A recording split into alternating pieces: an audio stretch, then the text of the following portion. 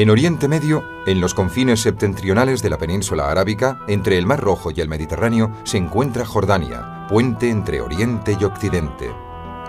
El itinerario nos llevará a descubrir el esplendor de las costas de Aqaba, el extraordinario paisaje desértico de Wadi Rum, la sorprendente Petra y sus templos nabateos, el castillo en el desierto de Ashaubak, así como la bella Mádaba y sus mosaicos. Visitaremos además las fortalezas árabes de Al-Qaraná, Amrá, Al-Azraq y finalmente entraremos en Amán, capital del reino, para llegar hasta la antigua Gerasa.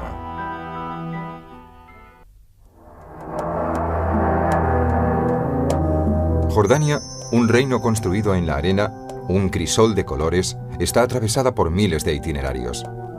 Caravanas y reyes legendarios trazaron rutas recorridas posteriormente por aventureros, héroes y mercaderes que cruzaron el desierto y lo poblaron en busca de paraísos de gloria y riqueza. Civilizaciones milenarias entraron por esta puerta que siempre ha separado Occidente de Oriente desde los albores de la historia hasta nuestros días.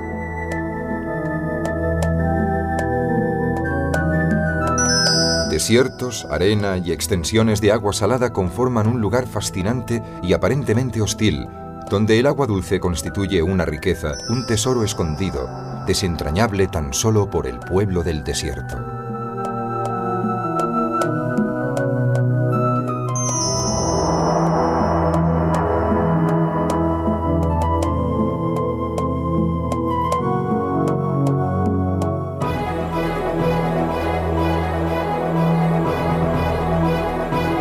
Por algún azar irónico de la naturaleza, la línea de separación entre Oriente y Occidente constituye un surco profundo. Se trata de una depresión que se extiende desde el río Jordán hasta el Mar Muerto, resurgiendo por Wadi Araba hasta el Mar Rojo. Como un hueco entre dos hendiduras en la roca, es una fractura que a ojos de Occidente hace el papel de bisagra. Por un lado Occidente, Israel, el Mediterráneo. Por el otro el mundo árabe, el Oriente anunciado por Transjordania, por el desierto y por su pueblo nómada, el reino de arena, el reino de los beduinos.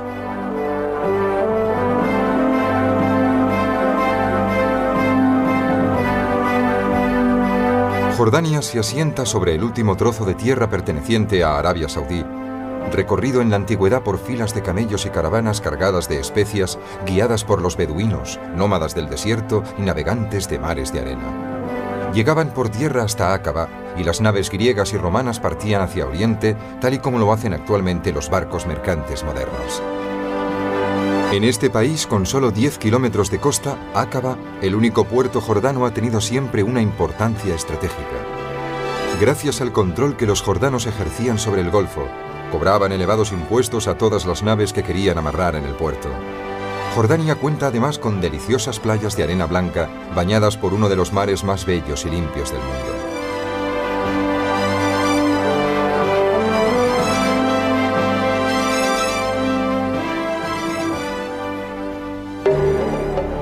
La mayor parte del territorio jordano está formado por desiertos.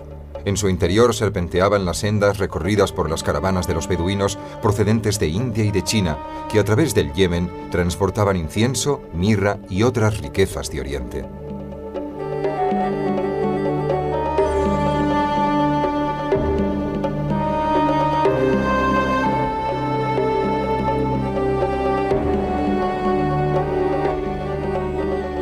De Aqaba parte la ruta que el Génesis denominó Ruta de los Reyes, actualmente una carretera asfaltada, antaño una gran arteria del desierto por la que transitaban mercancías y viajeros. Se trataba de peregrinos que se dirigían a la Meca, en Arabia Saudí, destino obligado para todo musulmán. Ya sea por fe o por dinero, fueron muchos los litigantes que se disputaron el control de la Ruta de los Reyes. Pero los verdaderos amos fueron siempre los beduinos. Solamente ellos podían guiar a los peregrinos, organizar caravanas, encontrar fuentes de agua, preparar algo de comida y organizar mercados. Libres de todo control, custodios de la seguridad de las caravanas, en caso necesario se convertían en saqueadores de cualquier riqueza. Conformaban un pueblo libre con una única atadura, el desierto. A lo largo de la Ruta de los Reyes, así como en toda Jordania, que en su 80% es desértica, el agua es un bien precioso difícil de hallar. Es necesario buscarla en las sinuosidades más escondidas, entre las rocas puntiagudas, como la de Wadi al-Mujib, uno de los lugares más fascinantes de Jordania, donde la erosión ha excavado un desfiladero profundo e imponente. Se trata de una zona kárstica, donde barrancos escarpados descienden más de 400 metros hasta llegar a un lago que constituye la mayor extensión de agua de Jordania.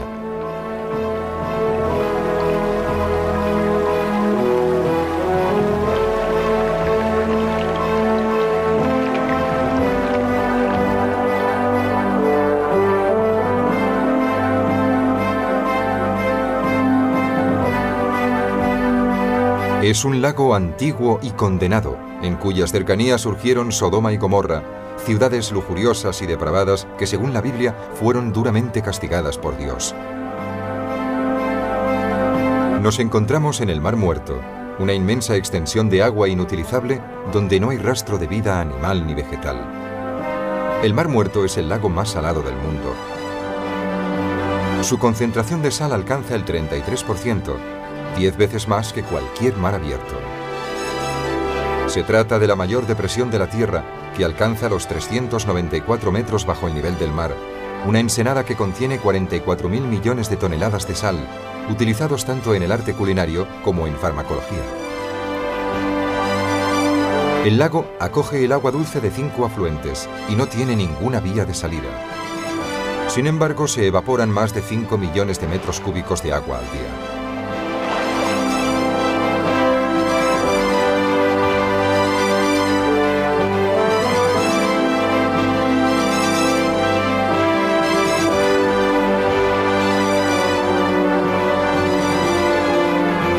La temperatura es alta en estas latitudes y las costas del Mar Muerto sufren la invasión de un gran número de turistas y veraneantes.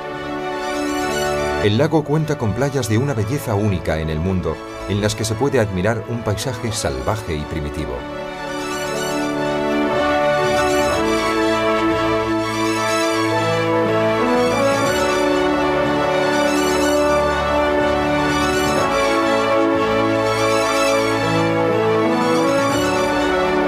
Los beduinos que se dirigían hacia el norte en caravanas no habrían estado interesados en el Mar Muerto de no ser por la sal que intercambiaban por otras mercancías. Numerosas caravanas abandonaban la ruta de los reyes para dirigirse hacia el único valle fértil de Jordania, el Valle del Jordán, poblado por animales salvajes tal y como nos recuerda la Biblia. Junto al Jordán encontramos Palestina, la tierra que Dios prometió a los hebreos. El profeta Moisés, que guió a los judíos a la tierra prometida, pudo llegar a ver Palestina desde lejos, desde el monte Nebo, que domina el Valle del Jordán. En este preciso lugar, poco antes de morir, el Señor le reveló: «Este es el país que he prometido a Abraham, Isaac y Jacob. Será por tanto para tu descendencia. Podrás verlo, pero tú no lo hollarás». El Valle del Jordán ha sido también objetivo de otros muchos itinerarios. Sus productos, actualmente presentes en los mercados locales, atraían antaño a las caravanas, y las riquezas agrícolas eran intercambiadas con las preciadas mercancías de los beduinos.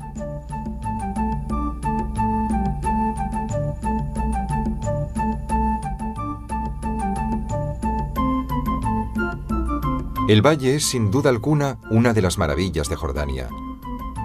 Las curvas dóciles y ampulosas del Jordán, que fluye plácido hacia el Mar Muerto, diseñan un paisaje insólito y majestuoso, uno de los más atractivos y variopintos de toda Jordania.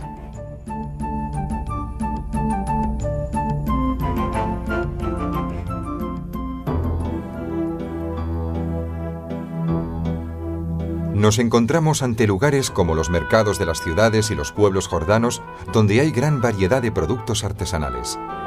La producción artesanal de Jordania es muy diversa y está muy vinculada al mundo nómada.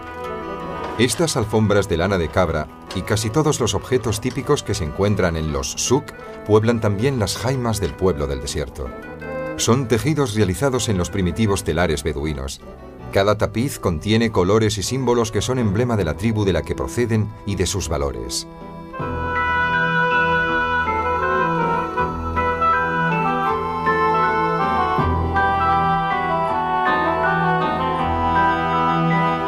Otros elementos de belleza particular son también los tradicionales puñales, inseparables de los nómadas, con adornos e incrustaciones realizadas escrupulosamente.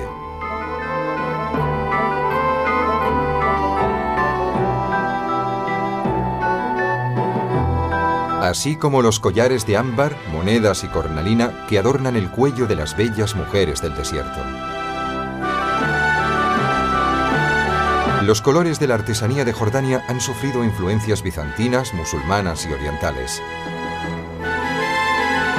Desde Oriente llegaban antaño tejidos y joyas transportados en caravanas. La existencia de tantas riquezas hizo que se desarrollaran tiendas, mercados y ciudades comerciales. Gerasa, uno de los emplazamientos arqueológicos más significativos de Jordania, fue fundada en 332 a.C. por Alejandro Magno. Después fue conquistada por los romanos, quienes la convirtieron en lugar de encuentro de las rutas de las caravanas. Para los romanos, la conquista de Gerasa, la actual Yaras, representó un gran acontecimiento. Al dominar la zona comprendida entre Áqaba y Damasco y controlar las rutas beduinas, dejaron de pagar impuestos y peajes. Esta es la magnífica plaza oval de Gerasa, donde los hombres de negocios orientales y occidentales se encontraban para discutir los precios de las mercancías y llevar a cabo contratos e intercambios. En este lugar, el pueblo de los nabateos, verdadera nación nómada del desierto de Jordania, ofrecía sus propios servicios al pueblo romano, sin llegar nunca a someterse a él y haciéndole pagar generosamente su colaboración. A lo largo de esta imponente calle de 800 metros de longitud, delimitada por dos pórticos de casi 260 columnas, se llevaban a cabo intercambios comerciales.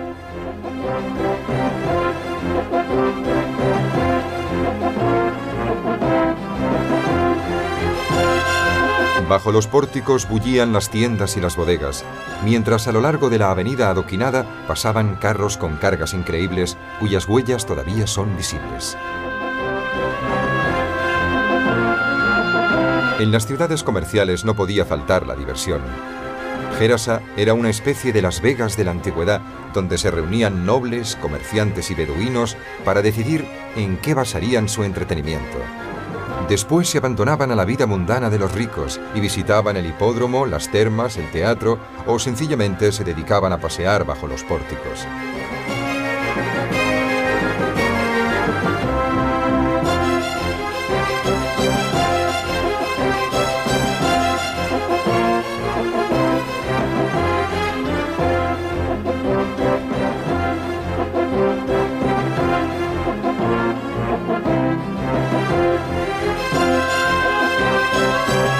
El teatro de Gerasa tiene capacidad para 5.000 plazas y es uno de los mejor conservados de todo Oriente Medio. Actualmente se utiliza sobre todo durante el Farash Festival of Culture and Arts, un importante acontecimiento cultural que se celebra anualmente durante el mes de julio y corre a cargo de la reina Noor, esposa del rey Hussein.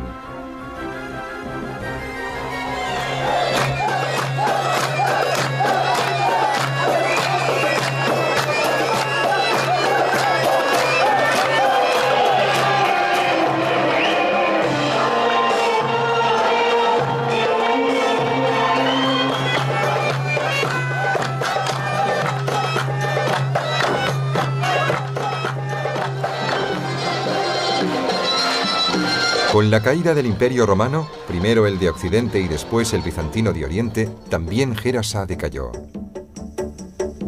Esta es la bandera del reino jordano, que sustituyó a la inglesa y que actualmente ondea en el reino de arena y en su capital, Amán, la antigua Filadelfia, llamada así en honor a Filadelfo II de los Ptolomeos de Egipto, quien la conquistó en el siglo III a.C.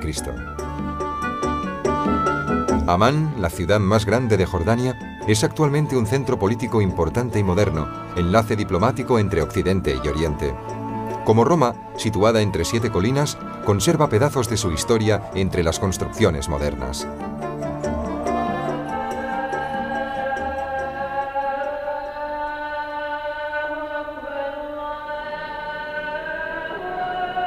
Amán alberga las dos mezquitas más grandes del país. La de Hussein es la más relevante desde el punto de vista religioso. Esta mezquita, exclusivamente reservada a los musulmanes, prohíbe el acceso a los occidentales.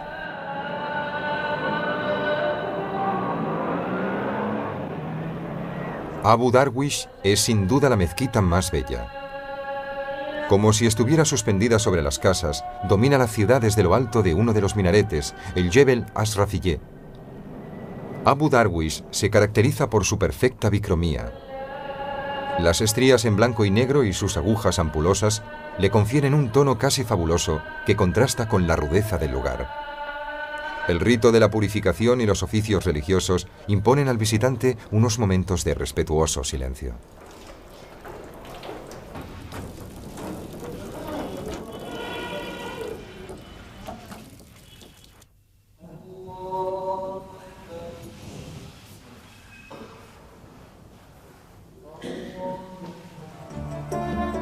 Amán es la capital del reino hashemita de Jordania. Su rey, Husein, descendiente directo del profeta, era hashemita. También lo eran las tribus nómadas del desierto que lograron convertir Jordania en un reino autónomo en el siglo XX. En la actualidad, Jordania es un país abierto y tolerante que constituye un punto de encuentro entre Oriente y Occidente. Amán es una ciudad con fuertes contrastes, habitada por descendientes de los beduinos con su tocado característico, por occidentales, cristianos, circasianos, palestinos, armenios y griegos. Se trata de una ciudad musulmana cuyas leyes se basan en el Corán, pero a la vez es una ciudad libre y respetuosa ante cualquier otra forma de pensar.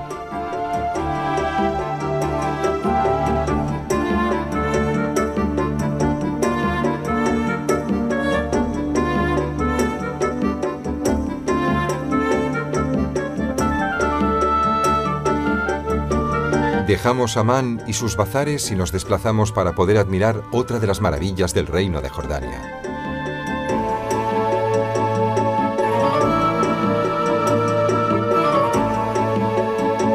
La bandera del Islam empezó a ondear en Jordania en 600 después de Cristo, cuando los árabes de la península saudí, guiados por Mahoma, empezaron a expandirse por todo Oriente Medio y llegaron hasta África y Europa.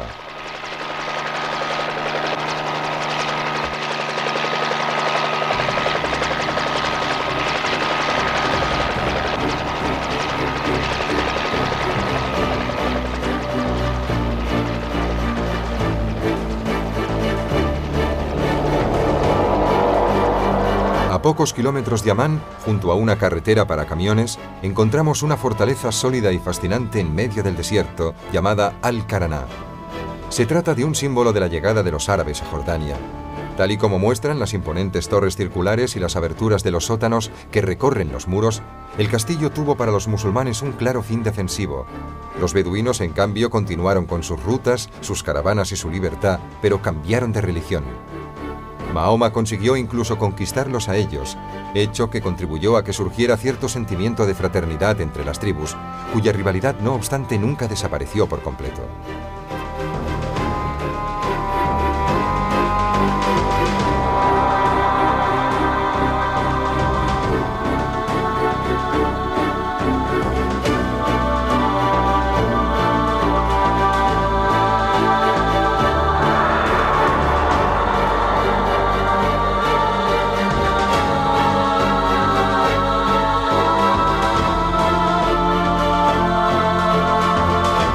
Los árabes construyeron varios castillos en el desierto jordano.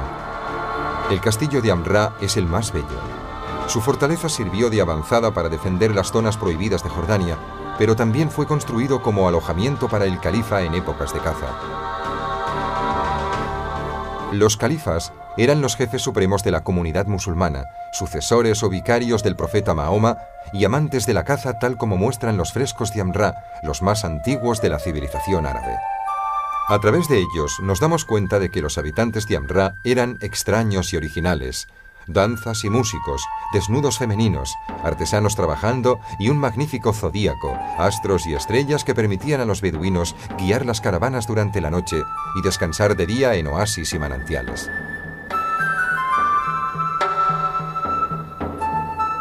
Los artistas árabes nos legaron también los frescos de la sala central del castillo de Amrá, donde el califa se sentaba en su trono. En los laterales aparecen todos los enemigos del Islam, el rey de Persia, el Negus de Abisinia y el emperador de Bizancio.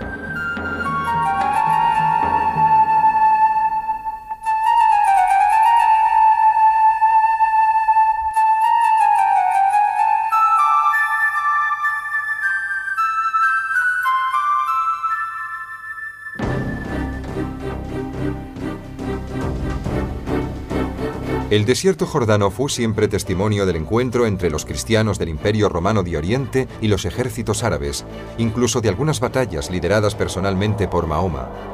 Sin embargo, el profeta no pudo contemplar la victoria del Islam, los califas y los ejércitos de Alá, que vencieron definitivamente a los bizantinos en 636, poco después de su muerte. Al sur de Amán, a lo largo de la Ruta de los Reyes, se encuentran los pocos restos de la dominación bizantina en Jordania. Son escasos pero muy importantes, los fabulosos mosaicos de Mádaba. En el interior de la iglesia de San Jorge se halla el más importante, el que representa el mapa de Palestina, la tierra prometida negada a Moisés. Este mosaico, realizado en el siglo VI para los peregrinos que pretendían visitar la Tierra Santa, podría haber servido como guía turística. La mayor parte de los personajes y los motivos representados en los mosaicos de Mádaba son poco habituales en el arte bizantino, generalmente dedicado a imágenes sagradas. Se representan escenas de caza, jardines exuberantes y plantas frondosas. Tampoco faltan los desnudos femeninos de extraña gracilidad o refinadas formas geométricas junto a inscripciones antiguas. El arte del mosaico encuentra momentos de gran expresión también en el Monte Nebo, a pocos kilómetros de Mádaba. Este monte es uno de los lugares sagrados más apreciados por los cristianos. El santuario fue construido con una intención conmemorativa evidente, en el mismo lugar donde Moisés meditó durante los últimos días de su vida.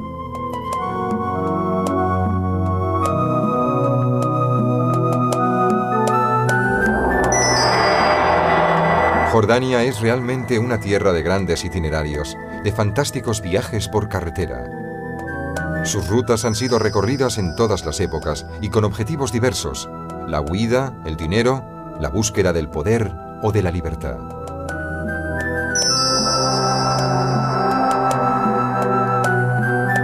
El castillo de Al-Azraq, en pleno desierto, fue testimonio de las numerosas dominaciones que asediaron el reino de arena, de las disputas que tuvieron lugar en sus desiertos y de la presencia de los verdaderos amos del territorio, los beduinos, que utilizaron el castillo durante siglos, independientemente de quién fuera su propietario. Este fortín fue construido por los romanos para poder controlar las rutas de las caravanas hacia Siria. Se trata de un ejemplo típico de recinto donde se cobijaban las caravanas durante la noche o en momentos de descanso. Contaba con establos para los animales y habitaciones para los viajeros. En este lugar, las caravanas podían detenerse, beber y comer, y tras pagar un peaje reemprender la ruta. El castillo disponía de una guarnición militar bajo el mandato de quien ostentara el poder en aquel momento, cuya función era velar por su seguridad. Después de los romanos, el castillo fue ocupado por los bizantinos, más tarde por los califas árabes. Le siguieron los cruzados por la liberación de Tierra Santa. Posteriormente fue invadido por los turcos. Y finalmente hospedó al teniente Edward Thomas Lawrence, más tarde conocido como Lawrence de Arabia, oficial inglés al servicio de su reina que acabó por defender la causa árabe.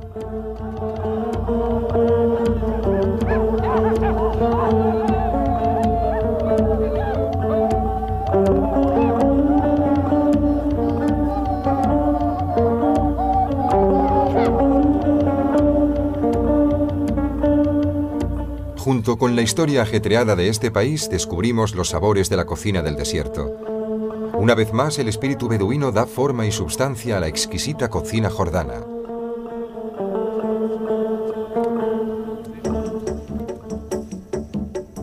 Algunos platos típicos son el sabroso mesaf, carnero estofado y arroz aliñado con yogur, piñones, almendras y canela. Las aromáticas Daoud Pasha, albóndigas con cebollas y piñones. El suave hummus a base de garbanzos y manteca de sésamo para untar el pan. Además de los dulces, blandos y sabrosos. El arroz y las especias son una constante en la cocina jordana, así como los aromas que se utilizan incluso con el café.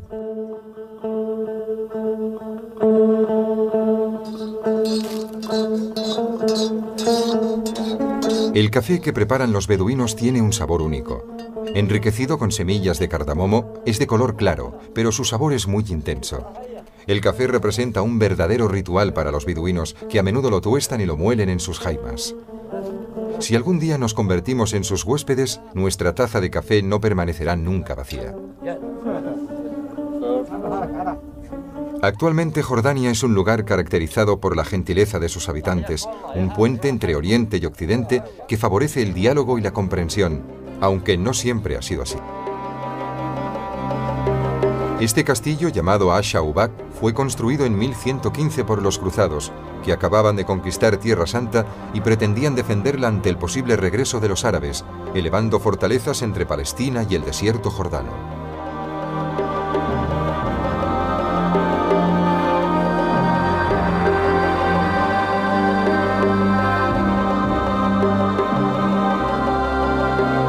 Además, la defensa del Santo Sepulcro era muy difícil y los cruzados la financiaban exigiendo tasas y peajes en el valle. El ejército de Alá, que pretendía acabar con los cruzados, intentó varias veces reconquistar Asha-Ubak, punto estratégico para el negocio de los impuestos, gracias a su posición dominante en las rutas seguidas por los nómadas nabateos, antepasados de los beduinos. Pero, ¿quiénes eran los nabateos, cuyo rastro ya hemos encontrado a lo largo de nuestro camino? Su historia comienza mucho tiempo atrás. Antes del siglo pasado, al menos en Occidente, no se conocía nada acerca de su historia hasta que se descubrió una ciudad fantástica, rodeada por monumentos magníficos, joyas rojizas en medio del desierto, testimonios milenarios de una civilización antigua y próspera, los nabateos, comerciantes y amos de las rutas de las caravanas.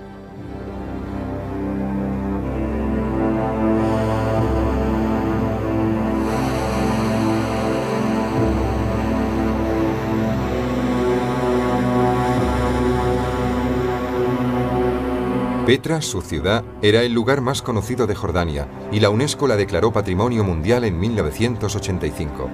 Estos monumentos no se construyeron, sino que se excavaron y se modelaron en la misma roca. Los nabateos disponían de un elemento natural de gran belleza y colorido para la realización de las obras de arte citadas.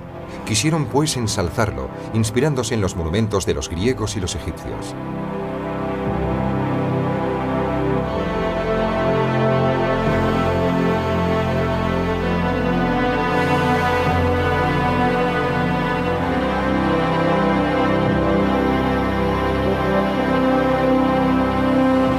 Pero el significado real de estas obras de arte constituye aún un misterio para Occidente.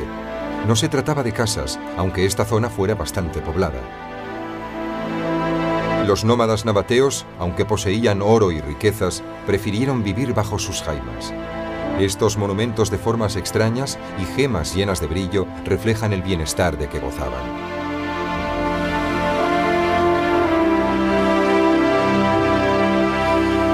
A través de estas obras espléndidas, este pueblo nómada intentaba hacer ostentación de su propia riqueza, conquistada mediante el comercio de los preciados productos chinos e indios y de las especias del reino de Saba, actualmente territorio del Yemen.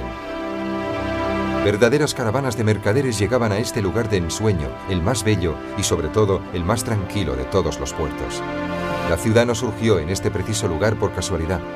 La estructura geológica del suelo, a base de profundas gargantas y de desfiladeros estrechos, hacía de Petra una ciudad inatacable.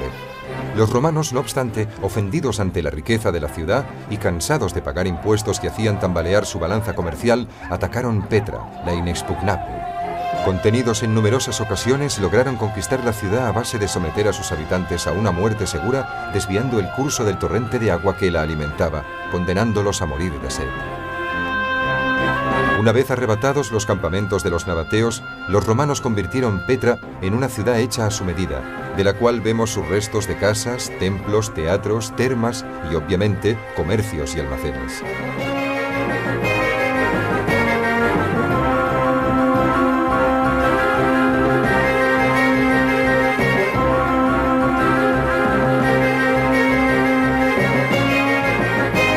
Poco a poco, Petra fue quedando fuera de las rutas comerciales hasta convertirse en una ciudad totalmente abandonada. Sus monumentos fueron olvidados y Petra fue borrada del recuerdo del mundo occidental. Petra se convirtió en una especie de ciudad fantasma hasta el siglo XIX, como una leyenda en boca de los árabes. El explorador suizo Johann Ludwig Burckhardt, fiel creyente de las leyendas, quedó conmovido ante la historia de la ciudad y se dedicó a recuperar historias exóticas y habladurías. De este modo empezó a explorar zonas totalmente indeseadas para la mayoría de los occidentales.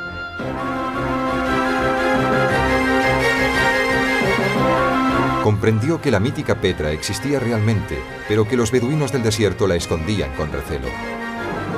Para poder ganarse la confianza de los nómadas, el explorador suizo fingió ser musulmán y en 1812 consiguió que le condujeran hasta la ciudad.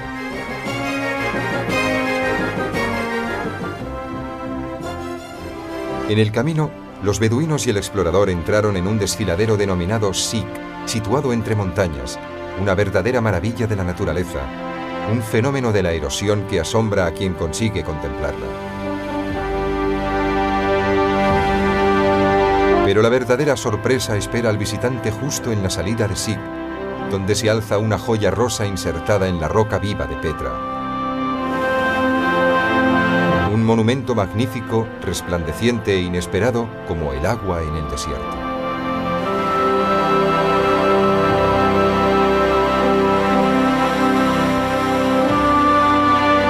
Este monumento, tal vez el más bello, se denomina el Tesoro, nombre que induce al visitante a entrar en sus salas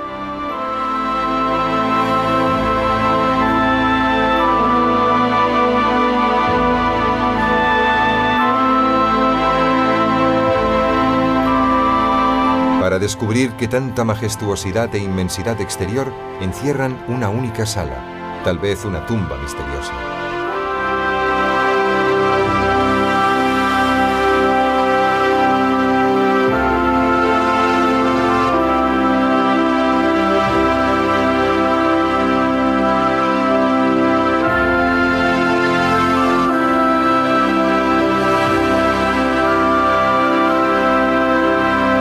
Después de descubrir Petra, Johann Burckhardt se acercó cada vez más a su gente y a su fe, hasta convertirse al Islam.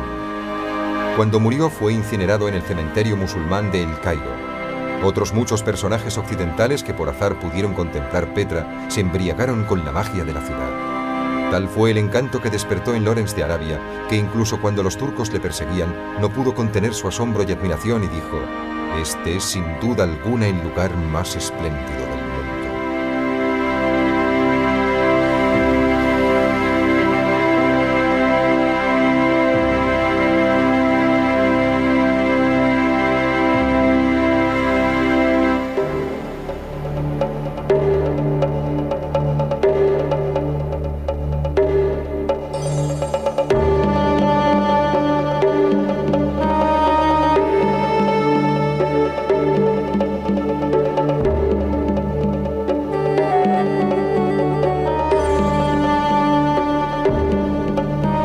Desde esta fascinante región del desierto llamada Wadi Rum, Lorenz de Arabia, junto con el príncipe Faisal y sus beduinos, partió hacia la conquista de Aqaba.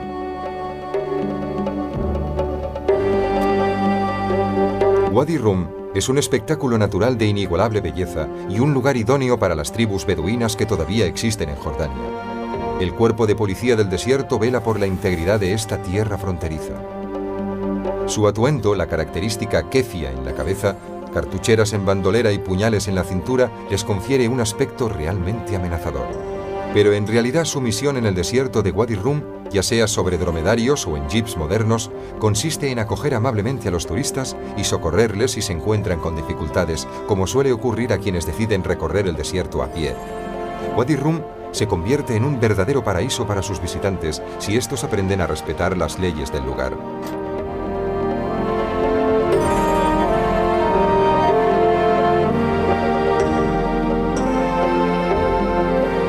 Incluso cabe la posibilidad de visitar una jaima en alguno de los últimos campamentos de los beduinos que siguen siendo nómadas y que no han renunciado aún a la libertad del desierto. Estas confortables jaimas se elevan sobre la arena como banderas feroces. Los pueblos nómadas renuevan día a día sus rituales.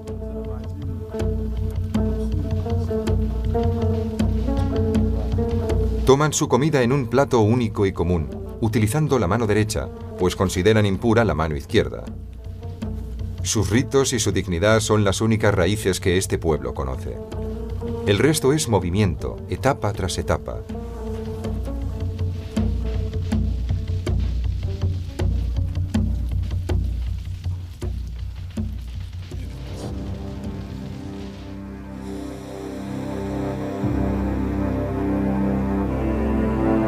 cuentan con otra cosa que ha permanecido indemne a lo largo de los siglos: el desierto, salvaje, silencioso, inmenso. Wadi Rum es uno de los desiertos más bellos del mundo. Su paisaje es lunar, surrealista, con agujas que llegan a más de 600 metros sobre la arena dorada, con reflejos rosados que recorren los pináculos de catedrales perdidas en una confusa inmensidad, con desfiladeros capaces de absorber en su interior cualquier forma de vida. En este precioso lugar, la vida es un don solamente para quien consigue compartirla con una naturaleza árida y despiadada, donde se respira el sentido real de la existencia, única e irrepetible, libre de cualquier opresión. En este preciso lugar se respira ese sentimiento llamado libertad.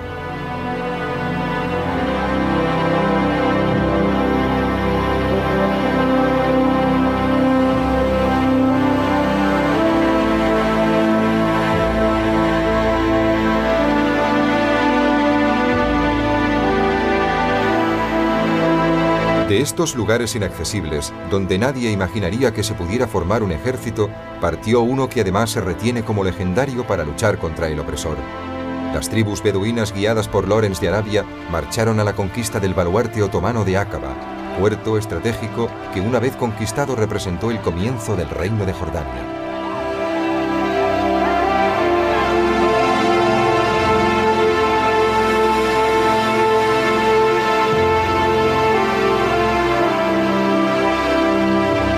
Una vez más, la historia nace en el desierto magnífico, misterioso, que hemos aprendido a amar. Este desierto que ofrece a su pueblo vida y también libertad. Desierto que nos domina y que nos infunde a nosotros, los occidentales, un profundo sentimiento de impotencia, tal y como el mismo Lorenz describió en sus memorias. Nuestra caravana fue consciente de su propia parvedad y amaneció taciturna, temerosa y avergonzada de ostentar nuestra mezquindad tan conocida en presencia de la gran maravilla de los montes del desierto.